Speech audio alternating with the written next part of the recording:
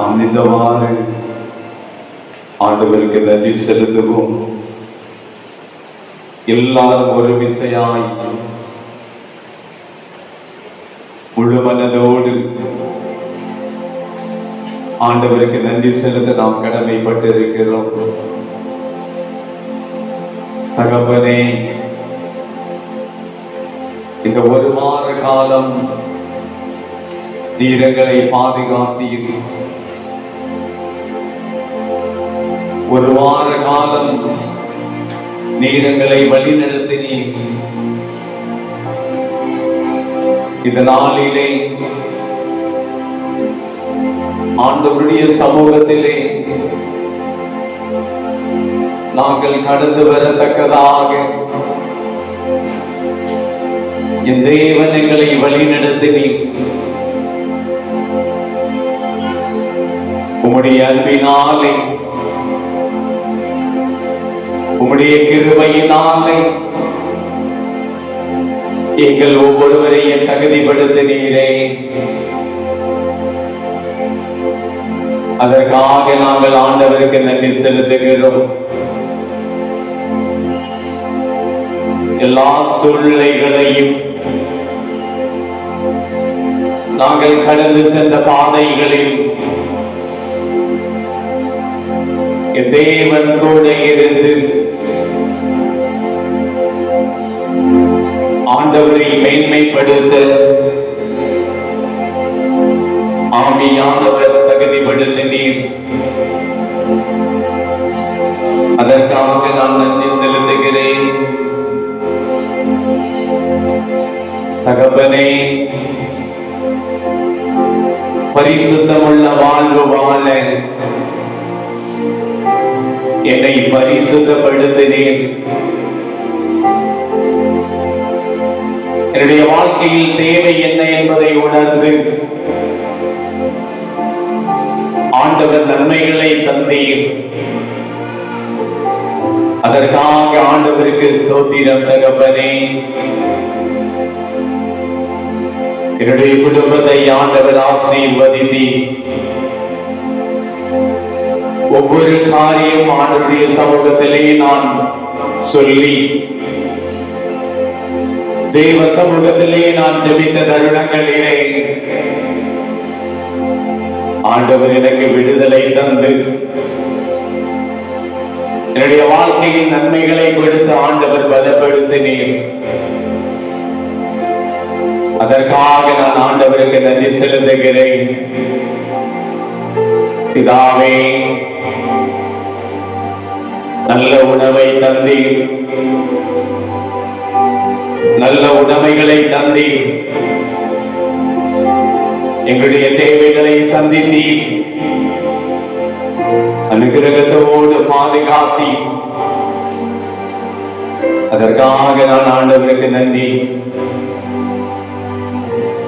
பலவீனத்தோடு இருந்த தருணங்கள், வியாதியோடு இருந்த தருணங்கள், ஆண்டவர் இடைப்பட்டபடியினாலே உள்ளத்தின் ஆழத்திலிருந்து நான் ஆண்டவருக்கு ஸ்தோத்திரங்களை ஏறெடுக்கிறேன். பிதாவே, உம்முடைய சமூகத்திலே நான் ஏறெடுக்கின்ற தருணங்கள், ஆண்டவரே, என்னுடைய விண்ணப்பங்களுக்கு பதில் தருகிறவராக, என்னுடைய பாரங்களை மாற்றுகிறவராக, ஆண்டவர் இடைபடுகிறபடியினால் உமக்கு ஸ்தோத்திரம். என்னுடைய பாவங்கள் என்னுடைய வாழ்க்கைக்கு தடையாக, என்னுடைய பாவங்கள் என்னுடைய வளர்ச்சிக்கு தடையாக, என்னுடைய பாவங்கள் என்னுடைய ஆசீர்வாதத்துக்கு தடையாக காணப்படுமேயானால் ஒரு விசையாய் ஆண்டவர் மன்னித்தருளும். எவருடைய மீறுதல் மன்னிக்கப்பட்டதோ, எவனுடைய பாவம் மூடப்பட்டதோ அவன் பாக்கியவான். பாவத்தின் சம்பளம் மரணம். ஆண்டவரே, என்னை மன்னியும். நாம் தெரிந்தோ தெரியாமலோ செய்த பாவத்திலிருந்து ஆண்டவர் விடுதலை தருவீராக. என்னுடைய வாழ்க்கையில் நான் அநேக பாவங்களை செய்திருக்க உதவி செய்யாய் மன்னியும். ஆண்டவரே, உமக்கு விரோதமாக, தகப்பனுக்கு விரோதமாக நான் பாவம் செய்தேன். ஆண்டவரே, உடைய பிள்ளை என்று சொல்லுவதற்கு நான் தகுதி உடையவன் அல்ல. என்னை தாழ்த்துகிறேன். என்னுடைய பாவத்தை மன்னியும். என்னுடைய தவறுகளை மன்னியும். என்னுடைய போராட்டங்களை மன்னியும். ஆவியானவர் தகுதிப்படுத்தும். எனக்காக கல்வாரி சிலுவையில் கரங்களில் ஆணிகள் அடிக்கப்பட்டு, கால்களில் ஆணிகள் அடிக்கப்பட்டு, தலைகளில் முழுக்கிறியல் சூடப்பட்டு, ஆண்டவர் எங்களுக்காக கல்வாரியில் தொங்குகின்ற தருணத்திலே ஆவியானவர் இடைவிடுவீராக, ஆவியானவர் தேற்றுவீராக, உடைய அன்பிலே நிலை தோங்க செய்யும். ஆண்டவரே, உடைய சமூகத்திலே நாங்கள் கடந்து வந்து உடைய ஆலயத்திலே நாங்கள் எங்களுடைய பாவங்களை அறிக்கை செய்து, எங்களுடைய தவறுகளை நாங்கள் உணர்ந்து, எங்களுடைய இருதயத்தில் ஆவியானவருக்கு இடம் கொடுக்கத்தக்கதான கிருபைகள் எங்களுக்கு காணப்படுகிற பொழுது ஆவியானவர் எங்களோடு இடைவிடுவீராக. தகப்பனே, மனதிறங்கு. உம்மண்டையில் கடந்து வருகிற பொழுது உன்னை காக்கும்படி நான் உன்னோடு கூட இருக்கிறேன் என்று சொன்ன தெய்வம், நான் உன்னை விட்டு விலகுவதுமில்லை, உன்னை கைவிடுவதுமில்லை என்று சொன்ன தெய்வம், ஆண்டவரையுடைய சமூகத்திலே நாங்கள் நின்று கொண்டிருக்கிறோம். அருமையான சபையே, நாம் மௌனமாக முழங்கால் படியிட்டு நம்முடைய பாவங்களை நாம் அறிக்கை செய்கிற பொழுது ஆண்டவர் நம்மோடு இடைவிடுவாராக. எல்லாரும் நம்முடைய பாவங்களை ஆண்டவருடைய சமூகத்திலே சொல்லி நாம் ஒப்புரவாகுவோம். சபையோடு எல்லாரும் முழங்காலில் நின்று சொல்ல வேண்டிய பொதுவான பாவ அறிக்கை ஜெபத்தை நாம் சேர்ந்து சத்தமாக சொல்லுவோம். சர்வ வல்லமையும் மிகுந்த இரக்கமுள்ள பிதாவே, தப்பிப்போன ஆடுகளைப் போல நாங்கள் உம்முடைய வழிகளை விட்டு விலகி அலைந்து போனோம். எங்கள் இருதயத்தின் யோசனைகளுக்கும் விருப்பங்களுக்கு மிகவும் இணங்கி நடந்தோம். உமது பரிசுத்த கற்பனைகளுக்கு விரோதமாக குற்றம் செய்தோம். செய்யத்தக்கவைகளை செய்யாமல் செய்யத்தகாதவைகளை செய்து வந்தோம். எங்களுக்கு சுகமே இல்லை. ஆனாலும் ஆண்டவரே, தேவரீர் எங்கள் கர்த்தராகிய இயேசு கிறிஸ்துவின் மூலமாய் மனிதருக்கு அருளி செய்த பற்பல வாக்குத்தத்தங்களின்படியே நிர்வாகியமுள்ள குற்றவாளிகள் ஆகிய எங்களுக்கு இறங்கு. தப்பிதங்களை அறிக்கையிடுகிற எங்கள் மேல் பொறுமையாயிரும். பாவத்தை நிமித்தம் துக்கப்படுகிற எங்களை சீர்படுத்தும். மிகவும் இரக்கமுள்ள பிதாவே, உம்முடைய பரிசுத்த நாமத்திற்கு மகிமை உண்டாகும்படி நாங்கள் இனி தேவ பக்தியும் நீதியும் தெளிந்த புத்தியும் உள்ளவர்களாய் நடந்து வர இயேசு கிறிஸ்துவின் நிமித்தம் எங்களுக்கு கிருபை செய்திருடும். ஆமென். கர்த்தருடைய ஜெபத்தை நாம் சேர்ந்து எழுதுவோம். பரமண்டலத்தில் இருக்கிற எங்கள் பிதாவே, உம்முடைய நாமம் பரிசுத்தப்படுவதாக, உம்முடைய ராஜ்யம் வருவதாக, உம்முடைய சித்தம் பரமண்டலத்திலே செய்யப்படுகிறது போல பூமியிலேயும் செய்யப்படுவதாக. அன்றென்றுள்ள எங்கள் அப்பத்தை எங்களுக்கு இன்று தாரும். எங்களுக்கு விரோதமாய் குற்றம் செய்கிறவர்களுக்கு நாங்கள் மன்னிக்கிறது போல எங்கள் குற்றங்களை எங்களுக்கு மன்னியும். எங்களை சோதனைகள் பிரவேசிக்க பண்ணாமல் தீமையினின்று எங்களை ரட்சித்துக் கொள்ளும். ராஜ்யமும் வல்லமையும் மகிமையும் என்றென்றைக்கும் உடையவைகளே. ஆமென். நாம் எல்லாரும் ஒரே சிந்தையோடு ஒரே மனதோடு ஆண்டவரை நோக்கி பார்ப்போம். தேவன் இந்த நேரத்தை நமக்கு கொடுத்திருக்கிறது நோக்கத்தை உணர்ந்து கொள்ளுகிறவர்களாக, நான் எதற்காக இந்த இடத்திலே நான் நின்று கொண்டிருக்கிறேன், எந்த நோக்கத்திற்காக ஆண்டவர் என்னை அழைத்து வந்தார், என்னுடைய பங்கு என்ன, நான் தேவனுடைய சமூகத்தில் நிற்பதற்கு என்னுடைய தகுதி, என்னுடைய ஆவிக்குரிய வாழ்க்கையிலே நான் வளருவதற்கு நான் ஆண்டவருக்கு என்ன செய்கிறேன், என்னுடைய வாழ்க்கையில் காணப்பட்ட தவறுகளை போக்குவதற்கு,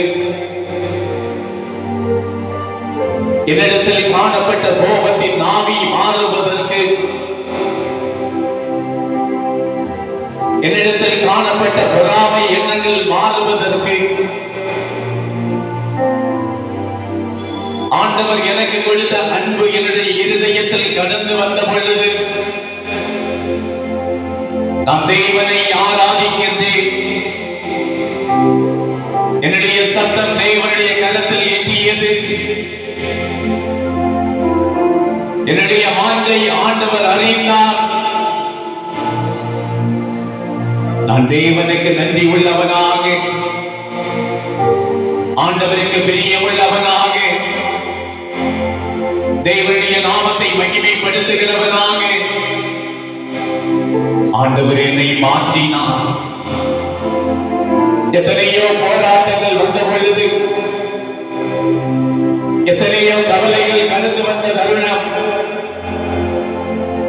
ஆண்டவர் என்னோடு நின்று என்னை கேடகமாக அரணாக என்னை பாதுகாத்து அவருடைய வார்த்தைக்கு கீழ்ப்படிந்து என்னை நடக்க செய்தார். அருமையான சபையை நாம் ஆண்டவருக்கு நன்றி செலுத்த வேண்டும். ஆண்டவரை ஆராதனை செய்ய வேண்டும். ஆண்டவரை துதிக்க வேண்டும். ஆண்டவரை மகிமைப்படுத்த வேண்டும். எனக்கு கொடுத்த பலத்தை ஆண்டவருடைய சமூகத்திலே நான் ஜெபிக்கிற பொழுது விழி வெள்ளி நட்சத்திரமாக ஆண்டவர் என்னோடு இடைபடுவார். நாம் ஆண்டவரை துதிக்கிற பொழுது நாம் பெருமையாக நின்று விடாமல், என் தேவன் என்னோடு இடைபடுகிற நேரத்தை நான் பெருமையாக கழித்து விடாமல் முழு இருதயத்தோடு நான் ஆண்டவருடைய ஆராதனை செய்ய வேண்டும். என்னுடைய குடும்பத்தின் பாரங்கள், என்னுடைய குடும்பத்தின் தேவைகள், என்னுடைய குடும்பத்தின் கண்ணீர்கள், என்னுடைய குடும்பத்தின் கடன் பாரங்கள், என்னுடைய வாழ்க்கை அர்த்தமுள்ளதாக, என்னுடைய வாஞ்சை ஆவிக்குரிய வாழ்க்கையில் வளர, என்னுடைய வாழ்க்கை என்னுடைய ஜெபம் வளர, என்னுடைய நோய்கள் மாற நான் தெய்வ சமூகத்திலே நின்று கொண்டு கேட்டுக்கொண்டிருக்கிறேன்.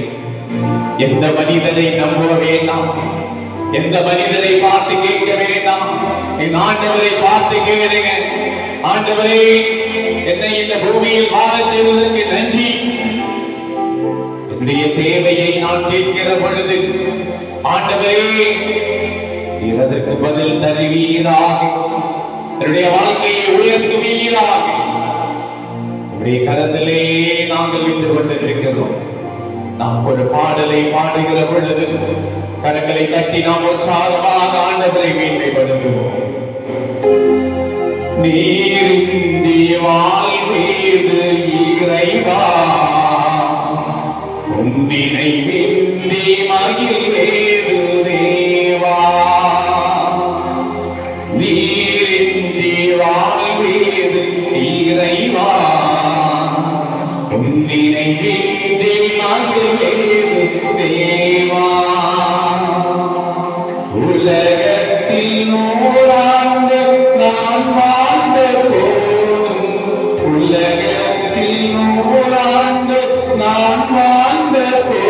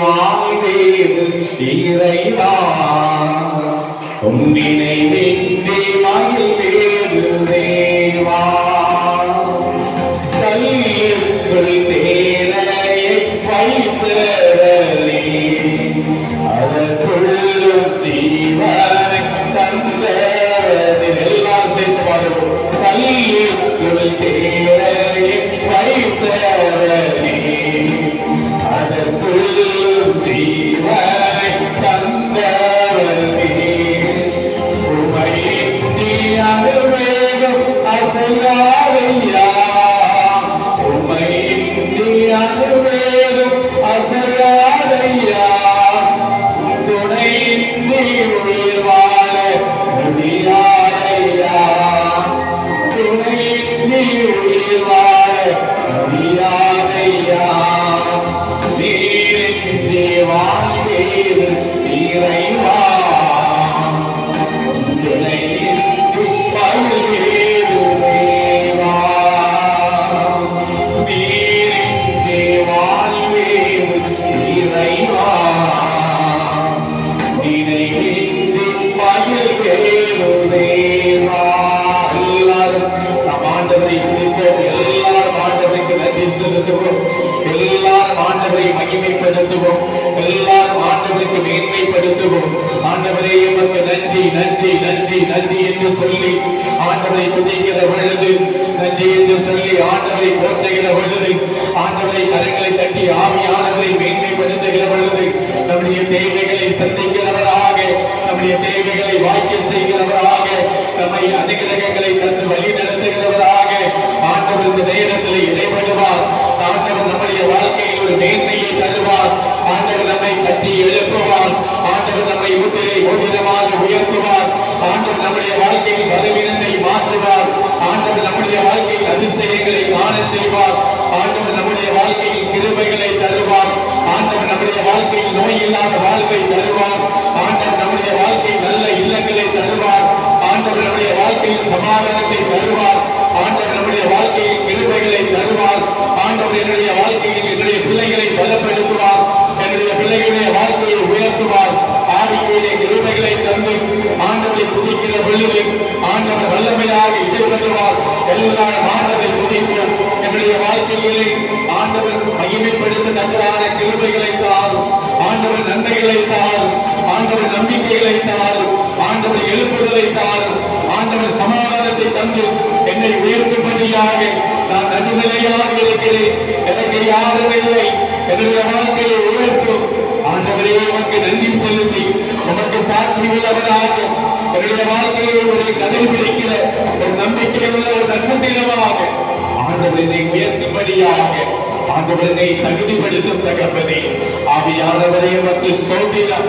ஆவியானவரே உமக்கு ஸ்தோத்திரம் விடிவெளி நட்சத்திரமாக விடிவெளி நட்சத்திரமாக ஆண்டவர் தகுதிப்படுத்தும் தகப்பனே ஆண்டவர் தகுதிப்படுத்தும் தகப்பனே எங்களுக்காக இந்த உலகத்திலே வந்தீர் நன்மைகளை தந்தீர் நம்பிக்கை தந்தீர் உம்முடைய பிள்ளை நான் மாறக்கூடாது உம்முடைய பிள்ளை நான் ஒரு நாள் ஆலயத்திற்கு வந்து அடுத்த நாள் உண்மை விட்டு தூரமாக நிற்கக்கூடிய மகன் அல்ல உமக்கு சித்தத்தை உணர்ந்து நான் சாட்சி உள்ளவனாக என்னுடைய தகப்பன் என்னை பிரித்து செல்லுகிறது போல நான் என்னுடைய குடும்பத்தை உயர்த்தும்படியாக என்னுடைய குடும்பத்தை ஆவிக்குரிய வாழ்க்கைகளை கட்டி எழுப்ப ஆண்டவர் என்னை தகுதிப்படுத்தும் ஆண்டவர் எனக்கு கிருபைதான் என்னுடைய பிள்ளைகள் வழி தப்பி போகக்கூடாது என்னுடைய பிள்ளைகள் நேர் வழியிலே வர வேண்டும்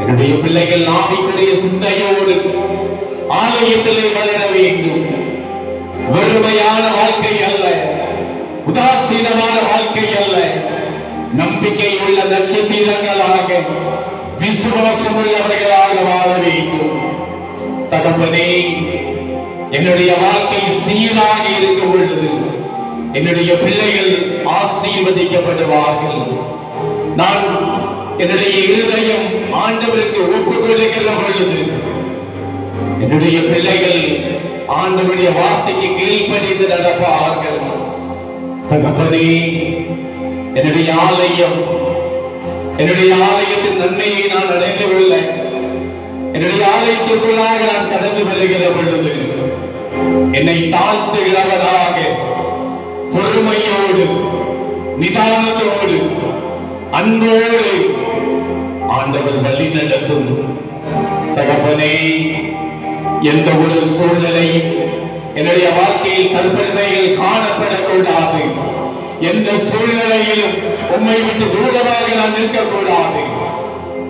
ஆண்டவர் என்னை தகுதிப்படுத்தும் தகப்பனே. ஒன்றுக்கு உதவாத என்னை நல்ல பாத்திரமாக நல்ல கிருபைகளை தந்து உயர்த்தும். சிறு குழந்தைகள் முதல் பெரியவர்கள் வரை ஆண்டவர் பெயர் பெயராய் ஆசீர்வதியும். ஆண்டவரே சுகபத்திரத்தோடு பாதுகாத்துக் கொள்ளும். அனுகிரகத்தினால் நிரப்பும். உடைய பிள்ளைகள் ஜீவ கிரீடத்தை பெற்றுக் கொள்ள வேண்டும். நான் கடமைக்காக ஆராதனை செய்ய வரவில்லை. என்னுடைய குடும்பம் கடமைக்காக அல்ல. என்னுடைய பிள்ளைகள் கடமைக்காக வரவில்லை. உம்மை துதிக்கும்படியாக நான் வந்திருக்கிறேன்.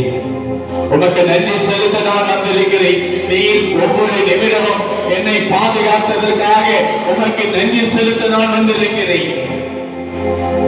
அந்த நன்றியை ஆண்டவர் ஏற்றுக்கொள்ளக்கூடிய கிருபை எனக்கு தான்.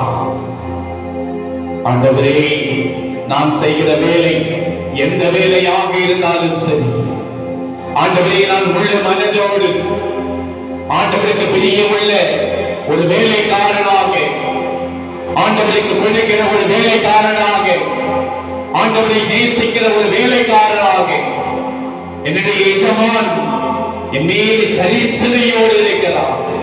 என்னுடைய தகப்பன் என் மீது அன்பாக இருக்கிறார். அந்த அன்பை நிலைநாட்ட வேண்டும். புயல் வருகிற நேரம், அலைகள் அடிக்கிற நேரம், கப்பல் கவலக்கூடிய நிலையிலே நங்கூரத்தை போடுகிறது போல என்னுடைய வாழ்க்கையில் ஜெபம் அப்படி இருக்க வேண்டும். அசையாதவாகும், சத்துருவானவனை ஆட்கொள்ளாதவாகும், என்னை விட்டு தூரமாக பயந்து நிற்கிறவனாக அவன் காணப்பட வேண்டும். அப்பேற்பட்ட கிருபைகளை தான் தகப்பனே.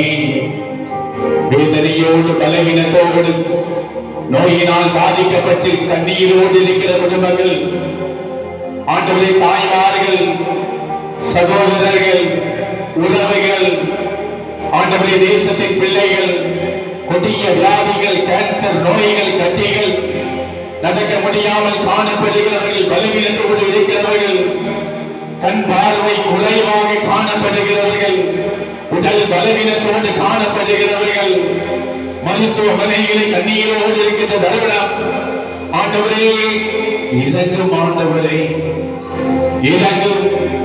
வஸ்திரத்தின் ஓரத்தை தொட்டப்படுது வல்லமை புறப்பட்டது.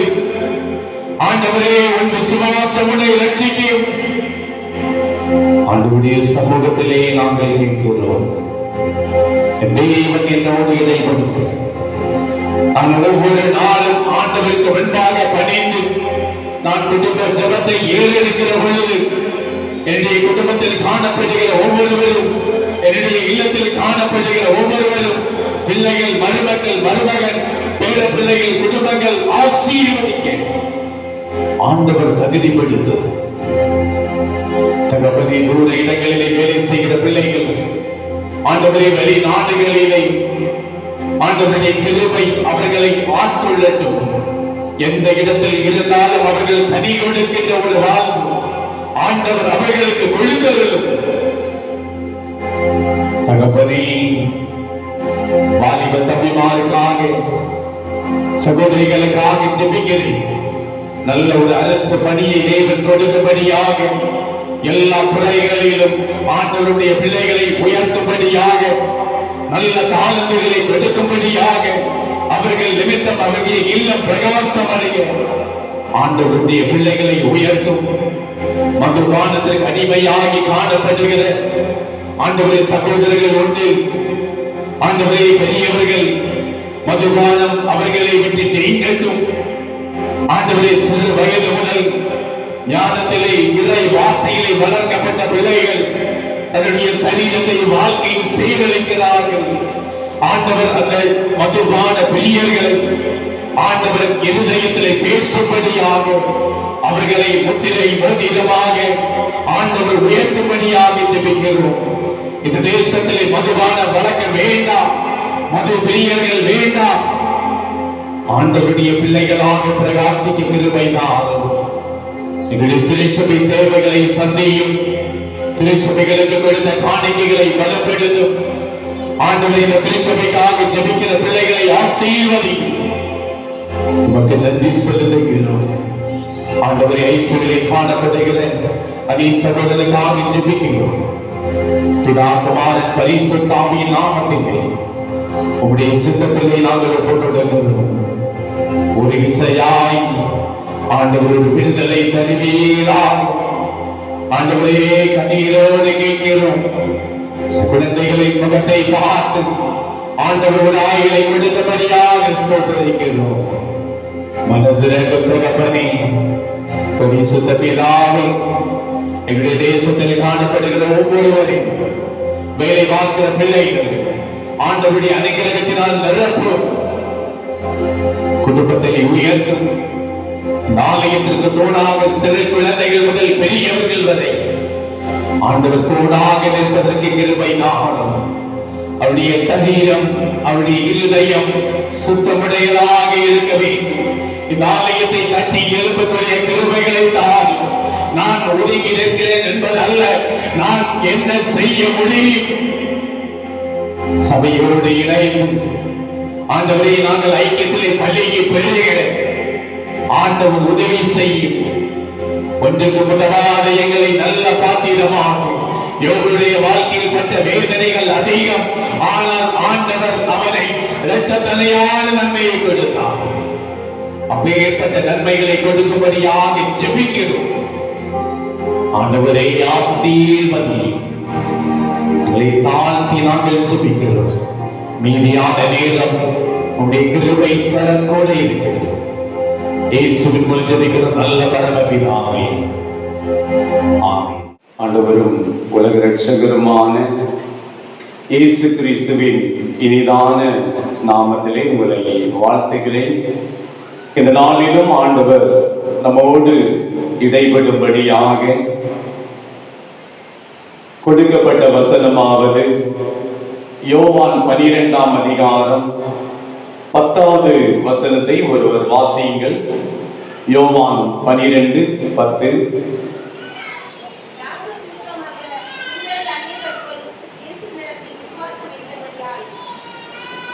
லாசரு நிமித்தமாக யூதர்கள் அநேக பேர் விசுவாசம் வைத்தவர்களாக.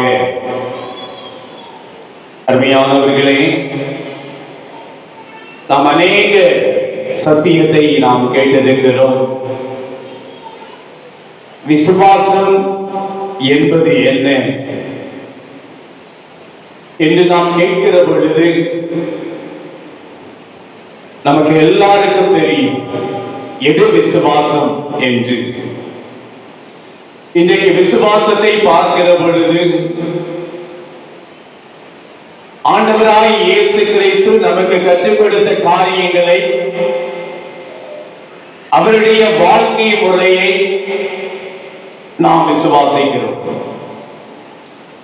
அவர் எனக்காக உங்களுக்காக பட்ட பாடுகளை நாம் விசுவாசிக்கிறோம்.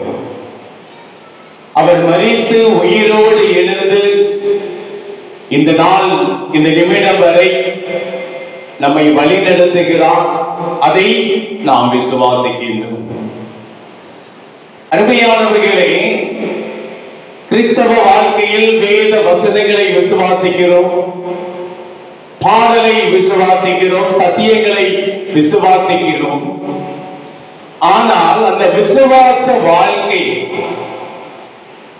உண்மையாக முழுமையாக காணப்படுகிறதா? அந்த விசுவாச வாழ்க்கையில் நான் கொடுக்கிற பலன், நான் கொடுக்கிற பங்கு என்ன என்பதை நாம் ஆராய்ந்து பார்க்க வேண்டும். வேதத்திலே பார்க்கிற பொழுது அநேக நபர்கள் விசுவாசத்தை அடைந்து நன்மைகளை பெற்றிருக்கிறார்கள். அதை நாம் சொல்லி ஜெபிக்கிறோம். அந்த வார்த்தையானது என்னுடைய வாழ்க்கையில் எப்படி இருக்கிறது என்று நாம் யோசித்த காரியங்கள் உண்டா? சற்று யோசித்து பார்க்க வேண்டும். இன்றைய காலகட்டத்திலே பார்க்கிற பொழுது அநேக ஊழியங்கள், எங்கு பார்த்தாலும் ஊழியம், எங்கு பார்த்தாலும் சத்திய வசனங்கள், செய்திகள் அறிந்து கொள்ள முடிகிறது. அந்த அறிந்து கொள்ளக்கூடிய அந்த சூழ்நிலையிலே நம்முடைய விசுவாசம் புறக்கணிக்கப்பட்டதாக, உறுதியாக நான் ஆண்டவருடைய வார்த்தைக்கு கீழ்ப்படுகிறேன் என்று 100% சொல்ல முடியாதவர்களாக நாம் இந்த காலகட்டத்தில் வாழ்ந்து கொண்டிருக்கிறோம். அல்லேலூயா, அல்லேலூயா. எல்லாருக்கும் விசுவாசம் இருக்கிறது. ஆலயத்துக்கு வருகிறோம், விசுவாசம் இருக்கிறது. ஆனால் அதில் ஒரு ஒழுக்கம் இருக்கிறது. ஆலயத்திற்கென்று ஒரு ஒழுங்குமுறை இருக்கிறது. ஆலயத்திற்கென்று ஒரு கட்டுப்பாடு இருக்கிறது. ஆலயம் நமக்கு கற்றுக் கொடுக்கிற காரியங்கள் நாம் இந்த உலகத்தில் எந்த இடத்தில் சென்றாலும் அதை உணர்ந்து கொள்ள முடியும். அதுதான் தேவாலயம், அதுதான் விசுவாசம். நான் நன்றாக ஜெபிக்கிறேன், நன்றாக பாடுகிறேன் என்பதை காட்டிலும் நான் சரியான நேரத்திலே வருகிறேன் என்பது மிக முக்கியமானது. நான் எந்த இடத்திற்கு சென்றாலும் 5 நிமிடத்திற்கு முன்பாக என்னுடைய பொறுப்பை நான் ஒப்புவிக்கிறேன்.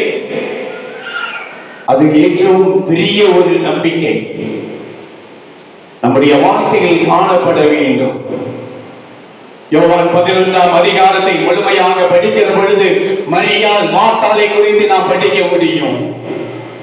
அவருடைய விசுவாசத்தை குறித்து படிக்க முடியும். அவருடைய சகோதரன் லாசருவை குறித்து நாம் வாசிக்க முடிகிறது, உணர்ந்து கொள்ள முடிகிறது. அவருடைய வாழ்க்கையிலே அவன் மரித்து போகிறான். 4 நாட்கள் கழித்து ஆண்டவர் அந்த இடத்திலே வருகிறார்.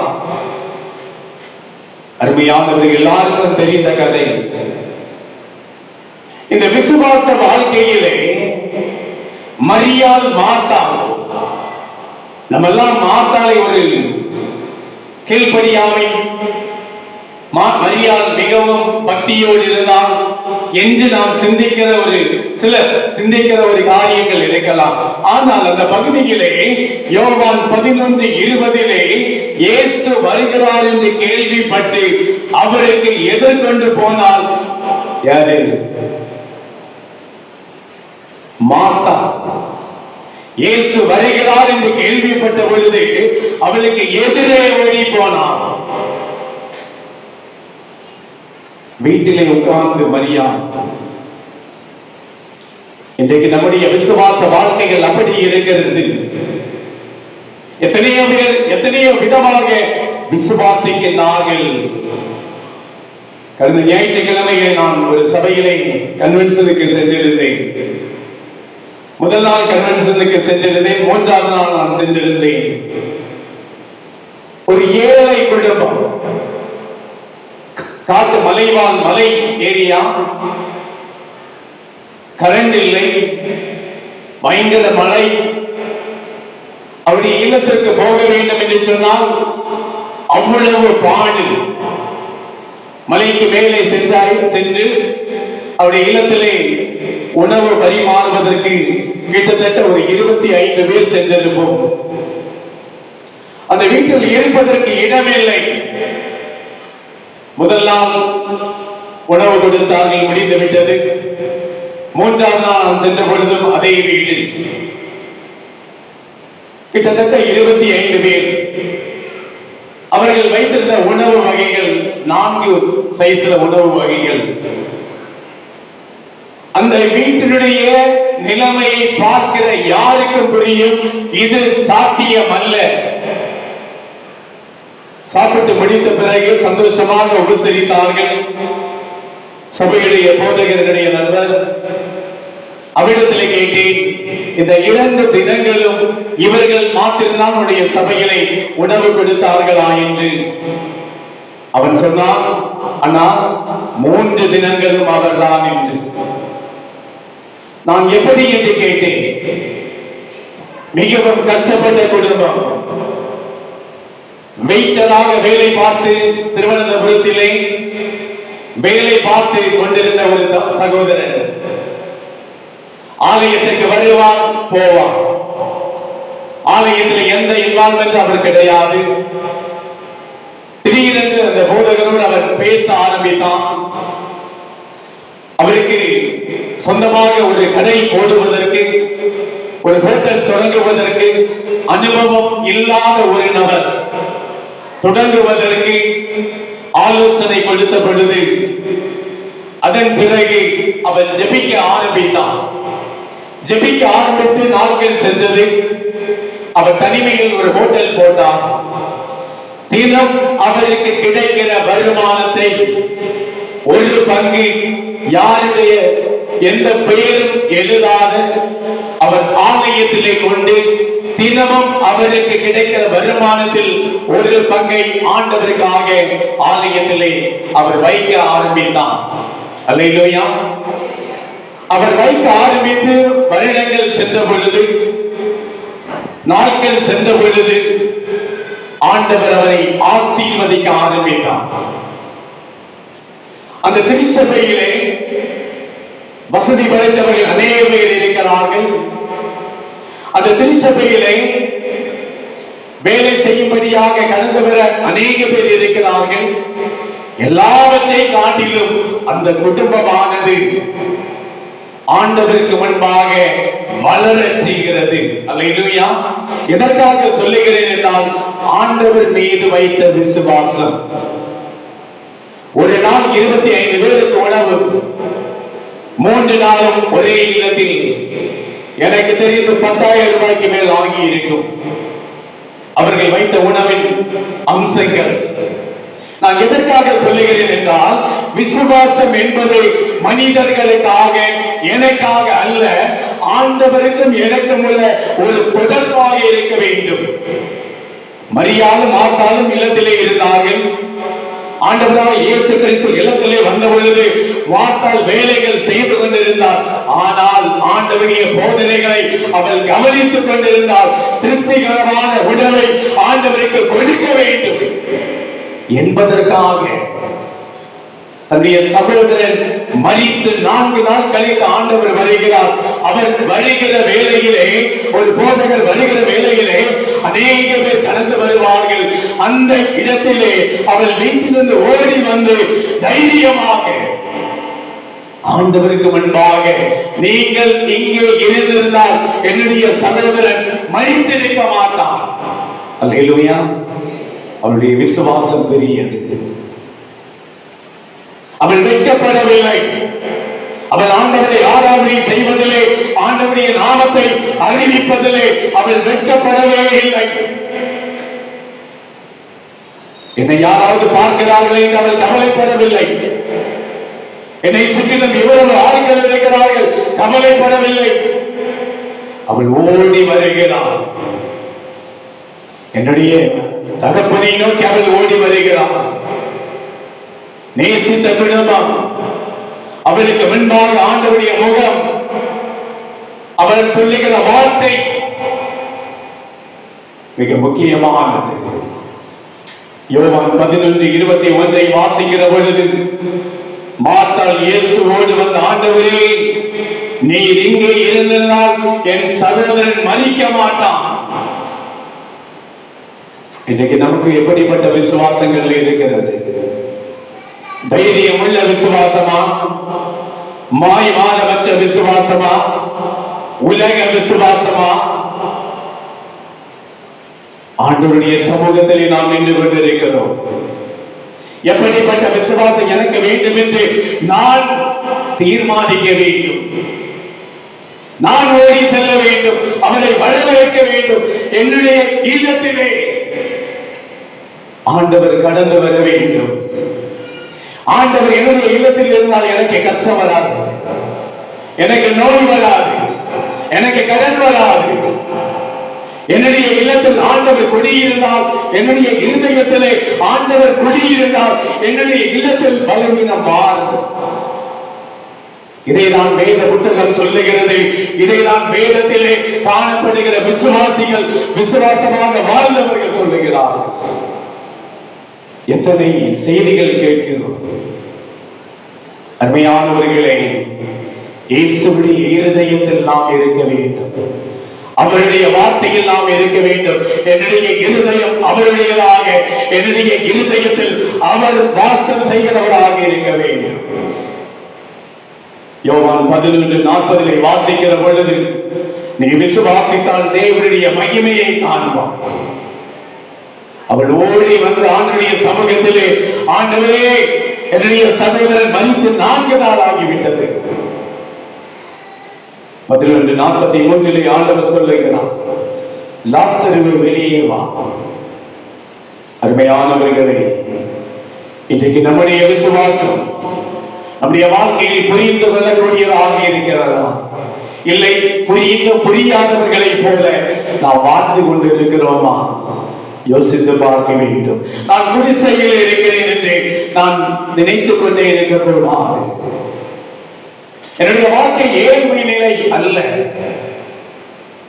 இதற்கு முன்பாக நான் சொல்லுவேன், ரைமண்ட் உலக ஃபேமஸ். இன்றைக்கு அவர் ஒரு வாடகை வீட்டில் இருக்கிறார். அதனுடைய சாபங்கள் ஒரு ஏற்றம், ஒரு இறக்கம். இன்றைக்கு நான் குடிசையில் இருக்கலாம். ஆண்டவர் நாளை உன்னை உயர்த்துவார், இன்றைக்கு உயர்த்துவார். உன்னுடைய இருதயத்தில் நீ விசுவாசிக்கிற பொழுது. அருமையான சபையே, விசுவாசம் உள்ளவர்களாக இருக்க வேண்டும். ஆதியாகமம் 22:7 ஒருவர் வாசியுங்கள். ஆதியாகமம் 22:7.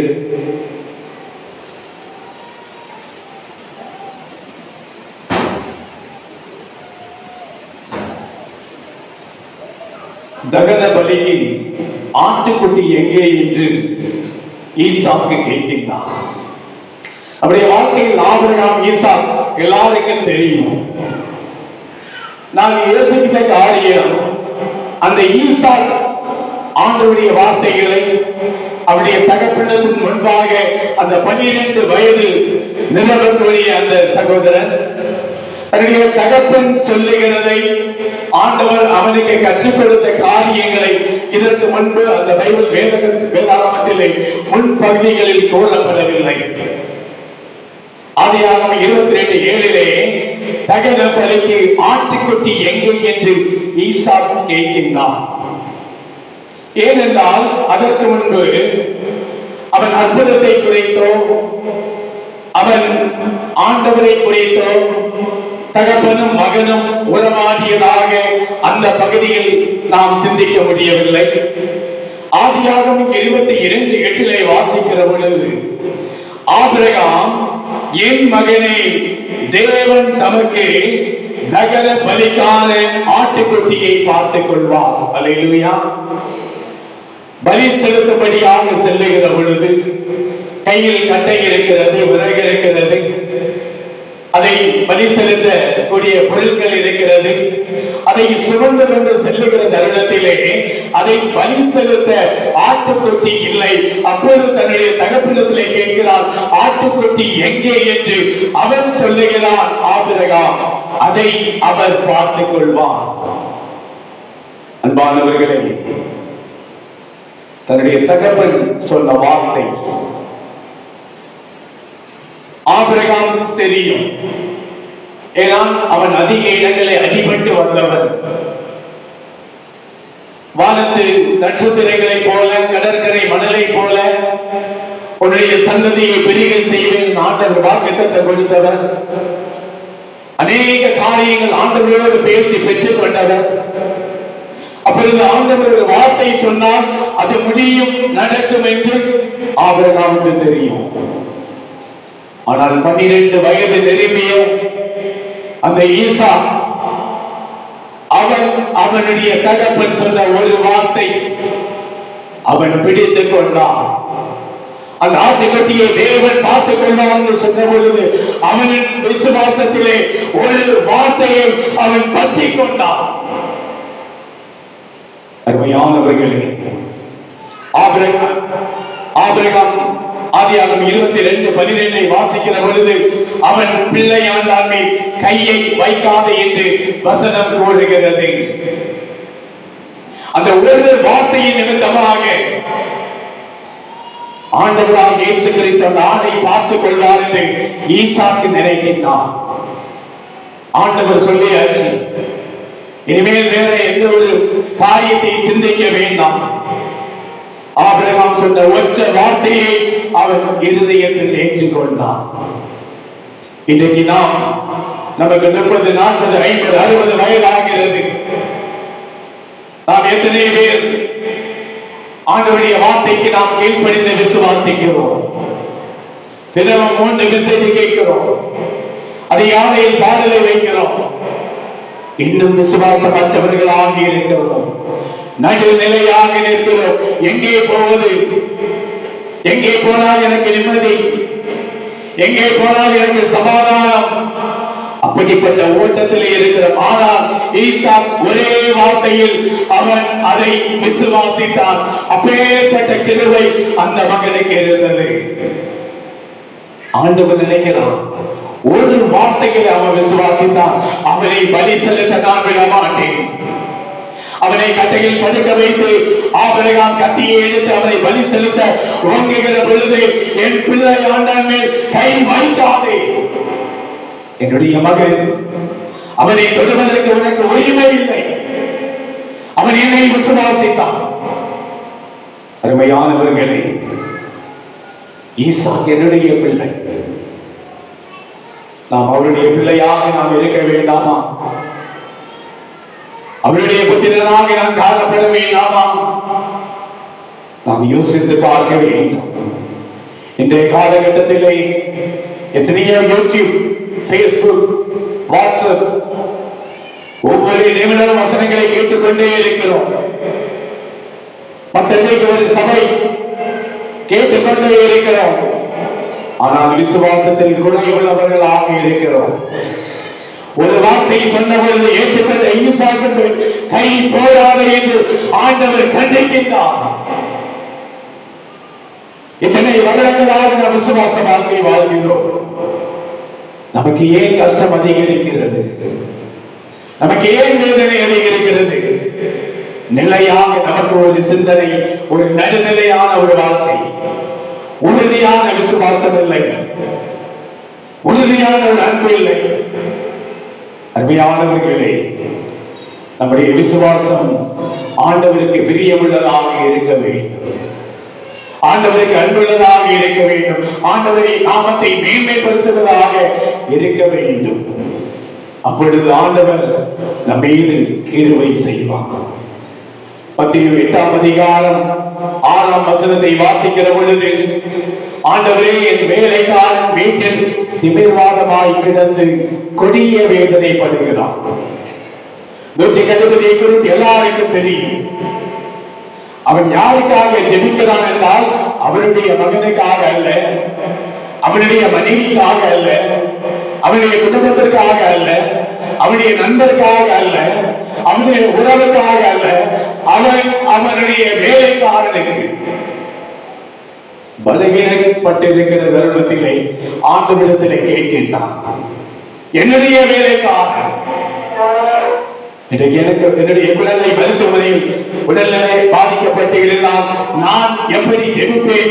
அழுது ஜெபிப்பேன். என்னுடைய பிள்ளை எனக்கு சுகம் கிடைக்க வேண்டும், என்னுடைய பிள்ளைக்கு பலவீனம் மாற வேண்டும் என்று நாம் ஜெபிப்போம்.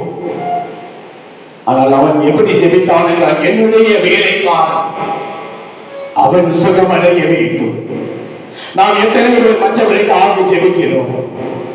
நம்முடைய இல்லங்களிலே காணப்படுகிற ஜெபங்கள், எனக்கு நல்ல வீடு, நல்ல கார், நல்ல ஒரு வாழ்க்கை, ஆசீர்வதிக்கப்பட்ட வாழ்க்கை, எல்லாருடைய இல்லங்களிலும் அதிகமாக ஜெபிக்கிற ஜெபங்கள்.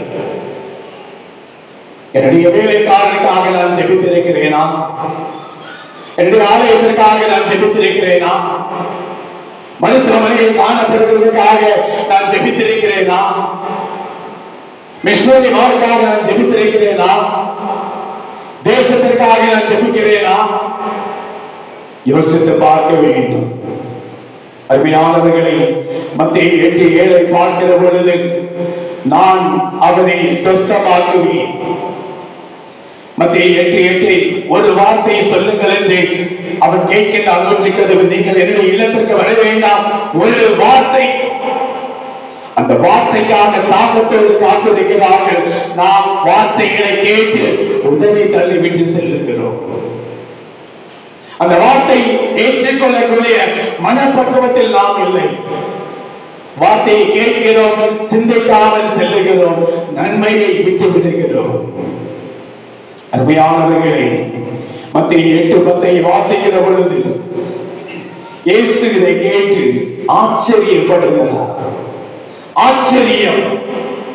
இப்படி ஒரு மனிதனா? தேவனுக்கு ஆச்சரியம் கொடுக்கக்கூடிய அளவிற்கு அவன் அவனுடைய வேலைக்காரர்களை அவன் நேசிக்கின்றான். அல்லேலூயா! அருமையானவர்களே, உன் விசுவாசம் உன்னை ரட்சிக்கும். ஆண்டவர் சொல்லுகிறார், இஸ்ரவேலுக்குள்ள இப்படிப்பட்ட விசுவாசத்தை நான் பார்த்ததில்லை. நம்முடைய விசுவாசம் உண்மையுள்ளதாக இருக்க வேண்டும். ஒரு வார்த்தை சொல்லுகிற பொழுது அதை ஏற்றுக்கொள்ளக்கூடியதாக இருக்க வேண்டும். ஆண்டவருடைய வருகையை எதிர்நோக்கி நாம் சென்று ஆண்டவரே என்று அழைக்கிற சத்தம் பயம் அற்றதாக இருக்க வேண்டும், விசுவாசம் உள்ளதாக இருக்க வேண்டும். ஆபிரகாமுடைய வாழ்க்கையில் அவனுடைய மகனிடத்தில் சொன்ன ஒற்ற வார்த்தை அவன் ஏற்றுக்கொண்டு அது நடக்கும் என்று அவன் விசுவாசித்தான். ஆண்டவர் அதற்குரிய பலனை கொடுத்தார். அவன் மேல் கை போடாதே, அவனை ஒன்றும் செய்யாதே, அதற்கு நீ உனக்கு அதிகாரம் கொடுக்கவில்லை. சத்துருவானவர் நம்மை ஆட்கொள்ள விடாதவாறு நம்முடைய ஜெபங்கள் காணப்பட வேண்டும். அருமையானவர்களே, கடைசியாக மற்றவர்களுக்காக நாம் ஜெபிக்க வேண்டும். மற்றவர்களுக்காக நாம் ஜெபிக்க வேண்டும். அந்த ஜெபம் பலனுள்ளது. ஆண்டவர் ஆச்சரியப்படுகிறார். என்னுடைய மகன், என்னுடைய பிள்ளை மற்றவர்களுக்காக ஜெபிக்கிறார், அவன் மேல் திருமை இருக்கிறது. அதை என்றால் ஆண்டவர் ஆச்சரியப்பட்டிருக்க மாட்டார். இஸ்ரவேலுக்குள்ளும் இப்படிப்பட்ட தெரிந்து கொள்ளப்பட்ட ஒரு மனிதன் நிலையில் ஆண்டவர் சொல்லுகிறார். அருமையானவர்களை, நாம் விசுவாசம் உள்ளவர்களாக, அன்புள்ளவர்களாக, நேசிக்கக்கூடிய திறமை உள்ளவர்களாக ஆண்டவரின் மேல் விசுவாசம் வைத்து ஒவ்வொரு நாளும் ஜெபத்திலே வாழுகிற பொழுது நிச்சயமாக ஆண்டவர் ஆசீர்வதிப்பாராக. ஆமென். ஜெபம் செய்வோம். நல்ல தகப்பனே, இந்த ஆராதனை முடிவு தருணத்திலே நல்ல தானங்களை கொடுத்து விசுவாச வாழ்க்கைகளை நான் வளர எத்தனையோ சத்தியங்களை கேட்டு ஆண்டவரை விட்டு நான் தூரமாக நிற்கிறேன். ஆண்டவரே, ஈசாக்கு ஒரு வார்த்தை சொன்ன பொழுது ஆண்டவருடைய வார்த்தையை அவர் பற்றி கொண்டது போல அவரை தொடுவதற்கு யாரும் உரிமை பாராட்டாதவாறு ஆண்டவர் பாதுகாத்தது போல எங்களுடைய வாழ்க்கையில் ஆண்டவர் உயர்த்தி அருளும். விசுவாசம் உள்ளவனாக எங்களை மாற்றும். அதற்காக நான் ஆண்டவருக்கு ஸ்தோத்திரங்களை ஏறெடுக்கிறேன். ஆண்டவர் இங்கே இருந்திருந்தால் என்னுடைய சகோதரன் மறித்திருக்க மாட்டான் என்று சொல்லி ஆண்டவருக்கு எதிராக ஓடி வந்து ஆண்டவருக்கு முன்பாக உரத்த சத்தத்தோடு ஆண்டவரை மகிமைப்படுத்துகின்ற தருணம் விடிவெளி நட்சத்திரமாக ஆண்டவர் உயர்த்துவார். ஆண்டவரை நோக்கி கருவதின் வேலைக்காரனுக்காக அவன் ஜபித்த தருணங்கள், அவன் தன்னை தாழ்த்திய தருணங்கள், ஒரு வார்த்தை சொன்ன பொழுது ஆண்டவரே என்னுடைய வேலைக்காரன் சுகமாவான் என்று சொன்னதே தருணத்திலே தேவன் ஆச்சரியப்படத்தக்கதான கிருபைகளை கொடுத்ததற்காக ஸ்தோத்திரம். ஆவியானவரே, நன்மைகளை தருவீராக, நம்பிக்கை தருவீராக, அனுகிரகங்களை தருவீராக. ஆண்டவரே, ஒவ்வொருவருடைய தீமைகளை வாக்கியம் பண்ணும், எல்லாவித பலவீனங்களை மாற்றி ஆண்டவருடைய நாமத்தை மேன்மைப்படுத்த கிருபைதான். ஆவியானவரே, சபையிலே காணப்படுகிற ஒவ்வொரு குடும்பங்களை கட்டி எழுப்பும். இந்த தேசத்திலே காணப்படுகிற பிள்ளைகள், யூடியூப் மூலமாக சத்தியத்தை கேட்கின்றவருடைய பிள்ளைகள், அவருடைய வாழ்க்கையிலே நன்மைகளை கொடுத்தல்ல வேண்டும் என்று ஜெபிக்கிறோம். பரிசுத்த பிதாவின் பலவீனத்தோடு காணப்படுகிற ஒவ்வொருவருக்கு சுகத்தை தான். ஐசியில் காணப்படுகிற ஆண்டவர் நல்ல சுகத்தை கொடுக்கப்படுவதாக ஜெபிக்கிறோம். ஆண்டவரை காணிக்கை படைத்த பிள்ளைகள் எந்த நோக்கத்தோடு அவர்கள் படைத்தார்கள், அந்த நோக்கம் நிறைவேற ஆண்டவர் தகுதிப்படுத்து. வருகின்ற நாட்கள் ஆராதனையிலே ஆண்டவரை ஆராதனைக்கு முன்பாக ஆண்டவர் எல்லாம் கடந்து வர கிருபைதான். ஆண்டவருக்கு கொடுக்க வேண்டிய நேரத்தை நாங்கள் கொடுக்க ஆண்டவர் உதவி செய்ய வேண்டும் என்று சொல்கிறோம். தொடர்ந்து எல்லா சங்கங்களை ஆண்டவர் பலப்படுத்தும். ஆண்டவருடைய அனுகிரகம் கூட இருக்கட்டும். இயேசுவின் போல் ஜெபிக்கிறோம் நல்ல பரமபிதாவே.